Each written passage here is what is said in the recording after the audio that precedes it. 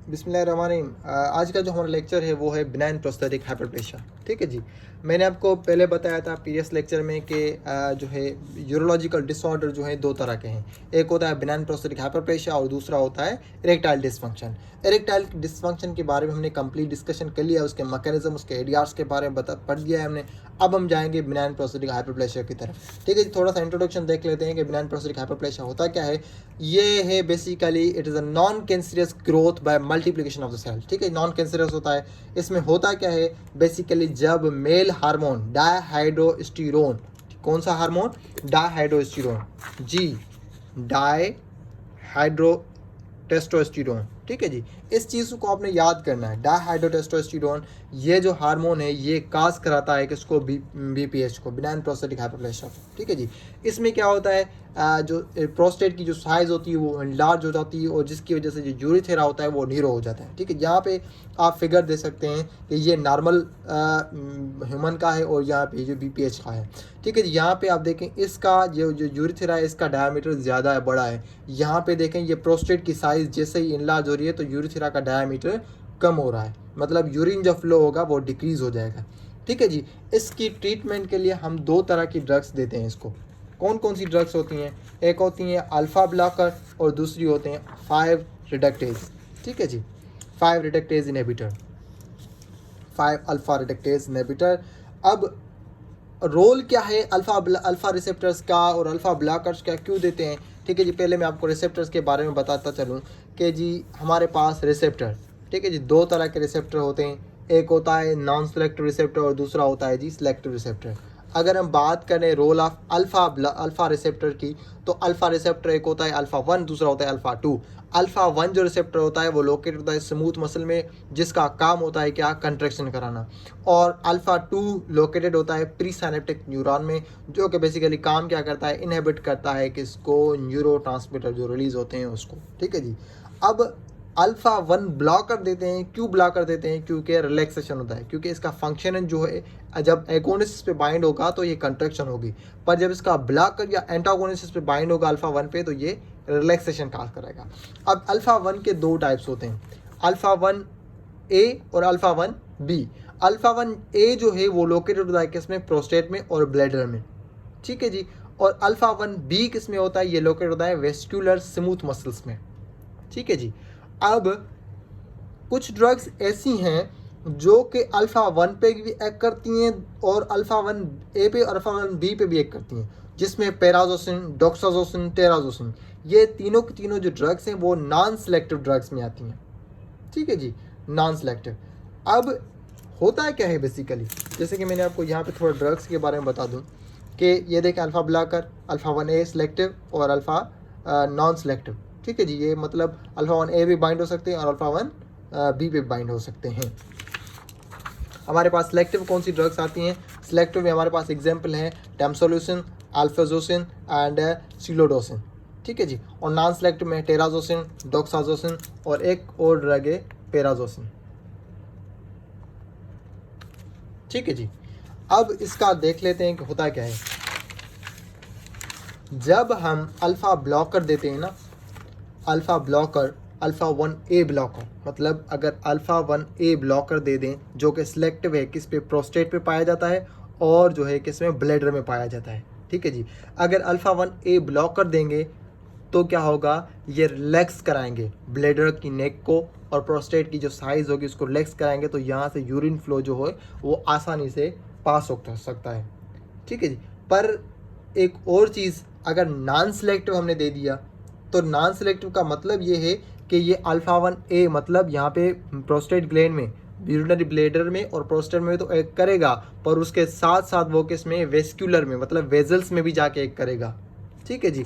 अगर हमने, मैं कह रहा हूँ कि अगर हमने alpha 1 A selective drug, for example tamsulosin, ठीक है जी, अगर हमने इस ड्रग को दे दिया, ये क्या है बेसिकली? सिलेक्टिव है, तो ये क्या करेगी? ब्लैडर पे एक करेगी या प्रोस्टेट पे एक करेगी। इन दोनों पे एक करके जो यूरिटर की डायमीटर है उसकी बढ़ा देगी, जिससे क्या होगा? यूरिन फ्लो जो है वो आसानी से इंक्रीज़ हो जाएगा। पर सेम तरीके से अगर मैं कह रहा हूँ कुछ ड्रग्स ऐसी हैं जो कि अल्फा 1 ए पे बाइंड हो रही हैं और अल्फा 1 बी पे, मतलब नॉन सेलेक्टिव, तो क्या होगा, ये नॉन सेलेक्टिव वाली ड्रग्स जो वेजल्स पे बाइंड होगी तो वो क्या कराएगी, वेजो डायलेशन करा देगी, जिसकी वजह से क्या होगा, हाइपोटेंशन, जो कि बेसिकली ड्रॉबैक होगा इसका नॉन सेलेक्टिव का। इसीलिए हम क्या करते हैं, हमेशा सेलेक्टिव ड्रग यूज़ करते हैं for the BPH, benign prosthetic हाइपोप्लेशिया, इस ड्रॉबैक से बचने के लिए। ठीक है जी। उसके बाद अगर हम एडवर्स इफेक्ट की बात करें तो एडवर्स इफेक्ट में हमारे पास हाइपोटेंशन, इसका एडवर्स इफेक्ट हो सकता है क्योंकि नॉन सेलेक्टिव दे दिया तो ठीक है जी। पर ये जो ऑर्थोस्टेटिक हाइपोटेंशन है ये हम टेम्सोल्यूशन से अवॉइड कर सकते हैं। अगर हम टेम्सोल्यूशन दे के पेशेंट को ट्रीट कर रहे हैं तो ये ऑर्थोस्टेटिक हाइपोटेंशन नहीं होगी क्योंकि ये सिलेक्टिव है, और टेकीकार्डिया भी नहीं होगी। पर कुछ ऐसी हैं एडवर्स इफेक्ट जो कि अल्फा ब्लॉकर से होते हैं, जो कि बेसिकली नेजल डिकंजेशन है, ड्राउजीनेस है, इजैकुलेटरी प्रॉब्लम है, फ्लॉपी आयरस सिंड्रोम है, ये एडवर्स इफेक्ट जो हैं ये होते रहते हैं अल्फा ब्लॉकर्स की वजह से।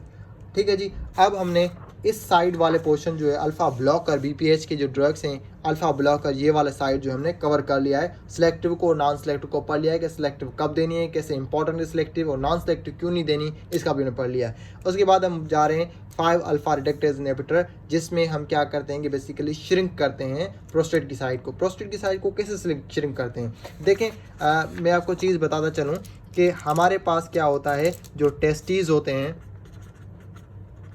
उनमें एक हार्मोन रिलीज होता है, कौन सा, टेस्टोस्टेरोन। अब इस टेस्टोस्टेरोन पे एक एंजाइम एक करती है, कौन सी एंजाइम, ये वाली 5 alpha reductase inhibitor, 5 alpha reductase. ये क्या करती है, टेस्टोस्टेरोन को कन्वर्ट करती है किसमें, डायहाइड्रोटेस्टोस्टेरोन में। अब ये जो डायहाइड्रोटेस्टोस्टेरोन है ना, ये क्या करता है, प्रोस्टेट की साइज को इंक्रीज कर देता है, इंक्रीज करता है। हमें क्या करना होता है, इस डायहाइड्रोटेस्टोस्टेरोन को फॉर्मेशन को बंद करना होता है। इसीलिए हम क्या करते हैं, हम 5 अल्फा रिडक्टेज इनहिबिटर्स दग देते हैं। ठीक है जी, जो कि कौन सी हैं, फिनेस्टाडीन। ठीक है जी, ये ड्रग्स दो जो हम यूज़ करते हैं, ड्यूलेटा स्टीरॉइड। ठीक है, ये यूज़ करके हम क्या करते हैं, 5 अल्फा रिडक्टेज को स्टॉप कर देते हैं। उसकी वजह से डायहाइड्रोटेस्टोस्टेरोन की लेवल कम हो जाती है। एज अ रिज़ल्ट जो प्रोस्टेट होता है वो साइज़ बढ़ाने के बजाय जो है श्रिंक हो जाता है। ठीक है जी, श्रिंक हो जाता है। पर एक और चीज़ के लिए भी इन दोनों ड्रग्स को जो है यूज़ किया जाता है। ठीक है जी, एक और चीज़ है, हेयर लॉस के लिए भी इनको यूज़ किया जाता है, हेयर लॉस से रोकने के लिए, हेयर लॉस को प्रिवेंट करने के लिए। क्यों हेयर लॉस की, क्योंकि ये डायहाइड्रोटेस्टोस्टेरोन है, ये हेयर लॉस भी करवाता है। तो अगर हम ये ड्रग्स दे रहे हैं तो ये श्रिंकेज तो कराएगा प्रोस्टेट की, उसके अलावा इसका ये भी यूजेज है कि हेयर लॉस से भी रोकता है। उसके बाद इसके एडवर्स इफेक्ट की अगर हम बात करें 5 अल्फा रिडक्टेज इनहिबिटर्स की, तो ये इरेक्टाइल डिसफंक्शन कराता है, गायनिकोमेस्टिया डिक्रीज कराता है, लिबिडो डिक्रीज, इजैकुलेशन, ओलिगोस्पर्मिया मतलब स्पर्म काउंट जो है वो डिक्रीज हो जाए। उसके अलावा ये टेराटोजेनिक भी है, मतलब प्रेगनेंसी की कंडीशन में प्रेग्नेंट वुमेन को आप ये जो है नहीं दे सकते। ठीक है जी, यहाँ पे हमारा जो है चैप्टर हो गया कंप्लीट, किसका, ड्रग्स फॉर यूरोलॉजिकल डिसऑर्डर, जिसमें हमने BPH और इरेक्टाइल डिसफंक्शन के बारे में कंप्लीट मैकेनिज्म, उसके ड्रग्स के एडीआर्स और उसके इंटरेक्शंस और उनकी ड्रग्स कौन कौन सी यूज़ की जाती हैं वो सब हमने कंप्लीट कर लिया।